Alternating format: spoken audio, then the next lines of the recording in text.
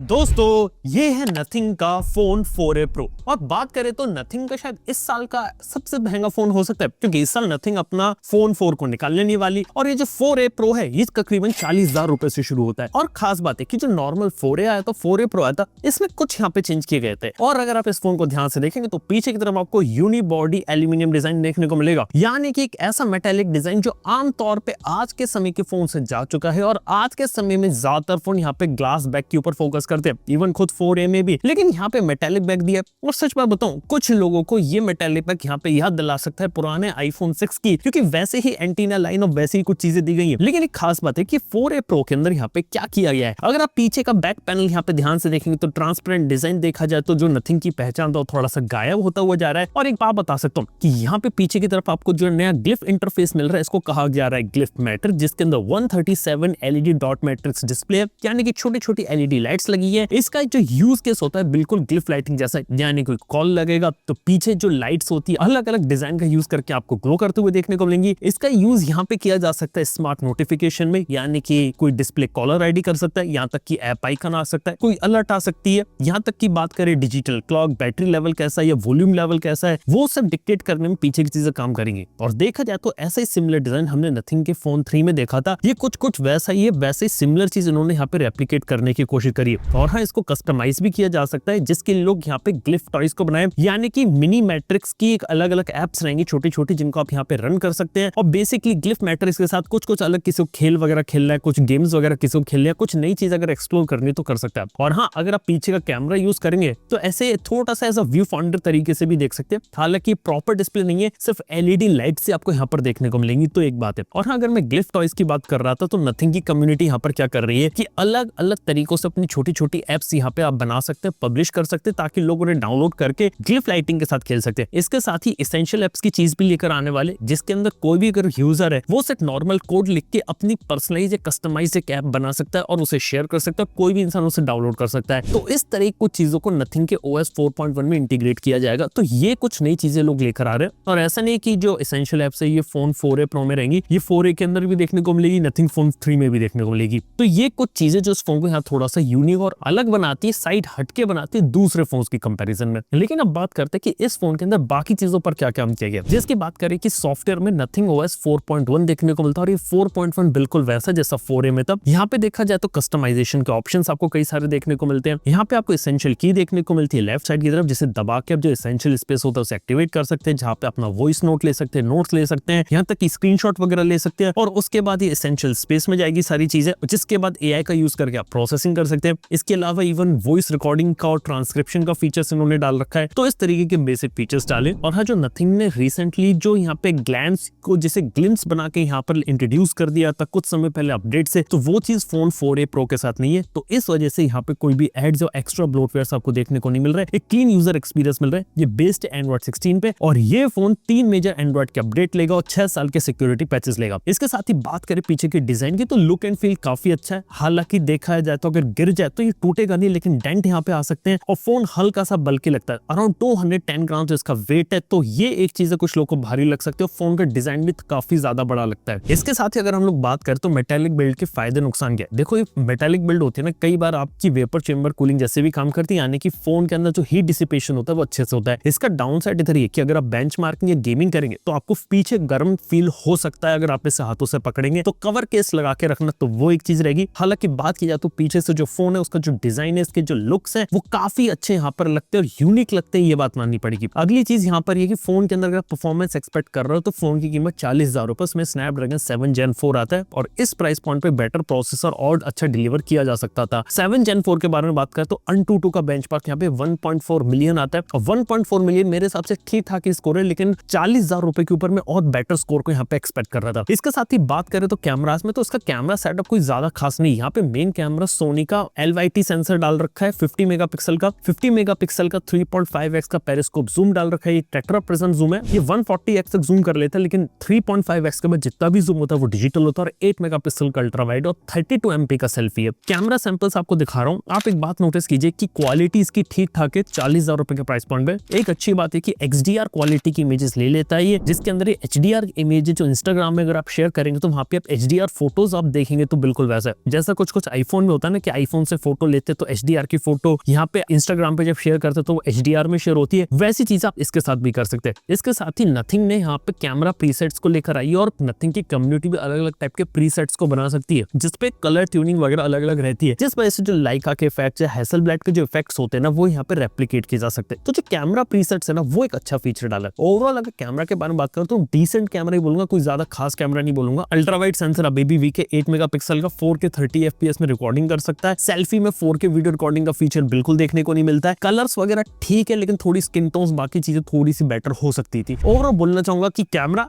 ठीक है, लेकिन उस पॉइंट का नहीं। और देखा जाए तो जैसे नथिंग फोन 4 का कैमरा था ना, बिल्कुल वैसे क्वालिटी यहाँ पे डिलीवर कर रहा है। मेरी एक्सपेक्टेशन थी अगर आप प्रो मॉडल बना रहे हो तो प्रो मॉडल में एक बेटर कैमरा भी डाला जा सकता था। इन्होंने मोस्ट ऑफ द चीजें को प्रो बनाने के अंदर क्या क्या पता है, डिजाइन के अंदर, गिल्फ लाइटिंग के अंदर और चिपसेट में चेंज किया। That's it. बाकी जो चीजें आपके नथिंग फोन 4A में आ रही है ना, वही चीजें यहाँ पे देखने को मिल रही है। तो 4A प्रो की ये बात रहती है। इसके अलावा बात करें तो यार डिस्प्ले इसका काफी बड़ा 6.83 इंच का डिस्प्ले, यार ये 1.5K का फ्लेक्सिबल एमोलेड स्क्रीन है, 480 हर्ट्ज का टच सैंपलिंग रेट है, 2160 हर्ट्ज की PWM डिमिंग है, सिर्फ HDR10 प्लस को सपोर्ट करता है, प्रॉपर 10 बिट डिस्प्ले नथिंग ने यहाँ पर डाला है। और यहाँ पर बात करें तो अप टू मैक्सिमम जो पीक ब्राइटनेस होगी वो जाएगी 5000 निट्स तक। डिस्प्ले में कोई प्रॉब्लम नहीं आने वाली। डिस्प्ले की पैनल क्वालिटी वो काफी अच्छी है। Even cornering gorilla glass 7i की प्रोटेक्शन उन्होंने सामने की तरफ डाली है। इसके अलावा बात करें तो इसके अंदर स्टीरियो स्पीकर की क्वालिटी अच्छी है, हैप्टिक फीडबैक्स की क्वालिटी काफी अच्छी है। बैटरी इसके अंदर देखा जाए तो थोड़ी सी ज्यादा हो सकती थी, हालांकि 5400 mAh बैटरी इन्होंने इंडियन वर्जन में डाली है। 50 वॉट की चार्जिंग को सपोर्ट करता है, लेकिन डब्बे में कोई भी 50 वॉट का चार्जर नहीं है, वो अलग से आपको परचेज करना पड़ेगा। हालांकि मेरा सजेशन ये रहेगा, कोई भी अगर इंसान इस फोन को लेने का कंसिडर कर रहा है तो आपके पास ऑलरेडी जो चार्जर है वही यूज करते रहिए, एक्स्ट्रा चार्जर लेने की कोई जरूरत नहीं है। तो ये मैं बोलूंगा, क्योंकि PPS चार्जिंग, PD चार्जिंग को भी फोन यहाँ पे सपोर्ट करता है। इसके अलावा बात की जाए तो फोन का डिजाइन और बेसिक सारी चीज अच्छी है। और एक अच्छी चीज लगी कि यूनिक मेटल बॉडी डिजाइन, जो मेरे को थोड़ा सा यूनिक और अच्छा लगा। फोन के पीछे जो ग्लिफ मैट्रिक्स इन्होंने डाली है, ये मेरे को अच्छी लगी। इसके साथ ही देखा जाए तो एक काफी अच्छा टूल यहाँ पे हो सकता है अगर ऐसे अच्छे तरीके से यूज किया जाए तो। इवन थर्ड पार्टी है जैसे जोमेटो और उबर होती है, वो भी इसको यहाँ पे सपोर्ट कर रही है। और हाँ, फोन के पीछे की तरफ जो रेड डॉट आप देख रहे हैं, ये एक रिकॉर्डिंग लाइट की तरीके से यहाँ पे काम करता है, तो वो कुछ अच्छी चीजें हैं। डिस्प्ले अच्छा है।